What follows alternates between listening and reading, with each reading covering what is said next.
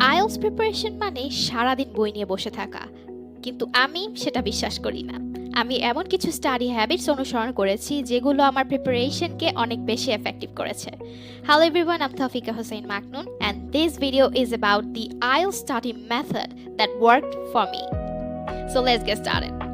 প্রথমত, আমি অল্প সময় হলেও ইংরেজির সঙ্গে কানেক্টেড থাকার চেষ্টা করতাম। কখনো ইংলিশ পডকাস্ট শুনতাম, কখনো বা ইংলিশ নিউজ বা ইন্টারভিউজ, যাতে আমার ন্যাচারাল ইংলিশ শুনতে শুনতে আমি অভ্যস্ত হতে পারি। দ্বিতীয়ত, শুধু পড়েই থেমে থাকিনি।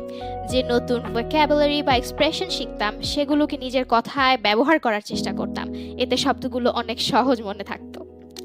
আরেকটি বিষয় আমার জন্য খুবই গুরুত্বপূর্ণ ছিল, সেটি হচ্ছে টাইমড প্র্যাকটিস, বিশেষ করে রিডিং এবং রাইটিং এর ক্ষেত্রে সময় ধরে প্র্যাকটিস করা আমাকে রিয়েল এক্সামের মতো বেশি প্রস্তুত করেছে।